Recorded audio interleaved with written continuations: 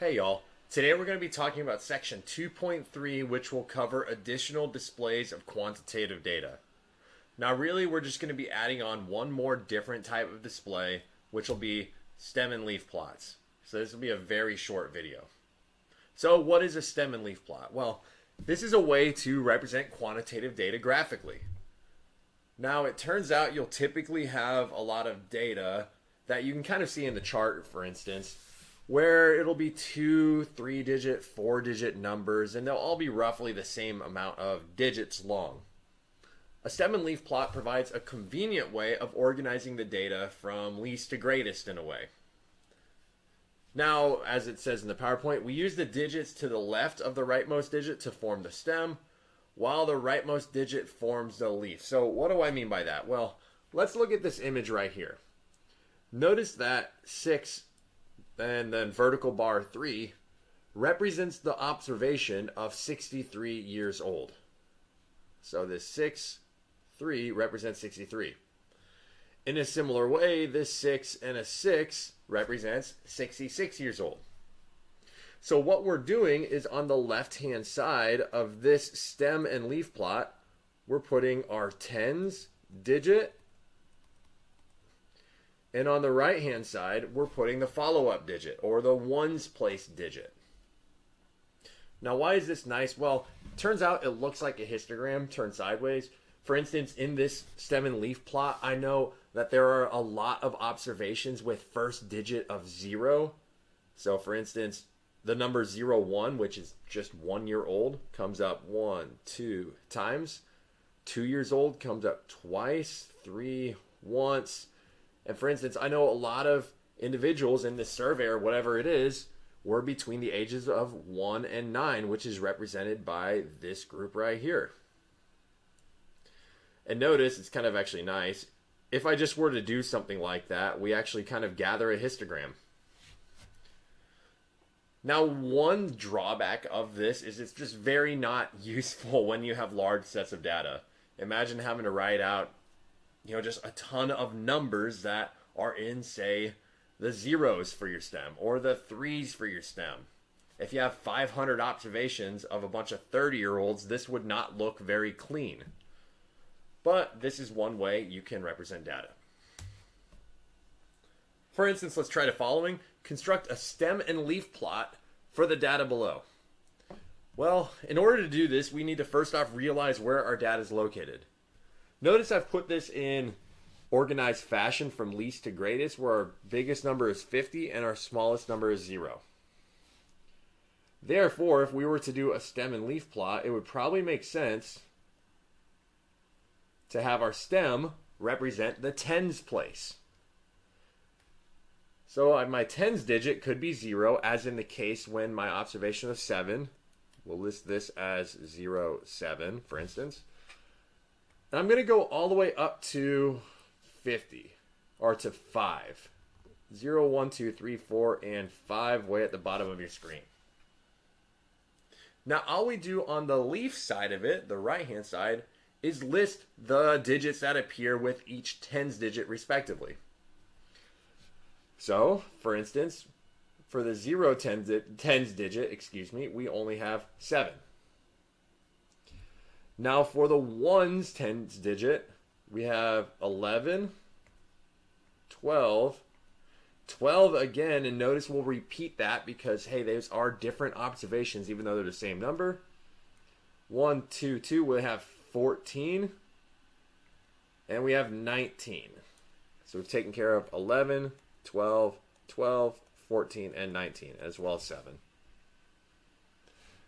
In the 20s, we have 20, 20 again, 21, 23, 28. In the 30s, we have 30, 32, and 34, and last but not least, 36. Now notice we have no 40s. We're actually not going to put anything next to the 4 then. We will leave the 4 in there to denote, hey, there's a gap. That way you don't have 30 right next to 50. But we're just going to put no number on the leaf side of things. Last but not least, we have 50, so I'll put a 0 by the 5. Notice I can't put something like 0 next to the 4 because that would indicate 40. So I intentionally leave 4 blank. Bam, there's your stem and leaf plot. Now it turns out that you can have a ton of different observations in different categories. For instance, right here in the 1 spot, we have a crap ton of observations. Sometimes it's helpful to split up. Instead of just by tens, maybe you want to split up from, say, 10 to 14 and 15 to 19, right? Create 2 of those even categories. Well, that's just a split stem plot. It's nothing groundbreaking, and it turns out that, like I said, you can just split it up pretty easily, and I kind of just want to show you by doing it. If we wanted to split this data up in the ones column to, say, the data between 1 or 0 and 4, so right here, and the data between 5 and 9, so 0 through 4 and 5 through 9, we could absolutely do this in the following manner. So I'll start like last time. Here's my stem, and then I'll have my leaf on the other hand side. Instead of just 1 representing the tens place, let's split it up into 2 different ones. The first one will represent 10 through 14. The second one will represent 15 through 19. Hey, it's just a way of separating out my columns. Turns out if you split up one of your stems, you have to split up every single other one because otherwise it looks a little fishy. And you have to do it along the same lines.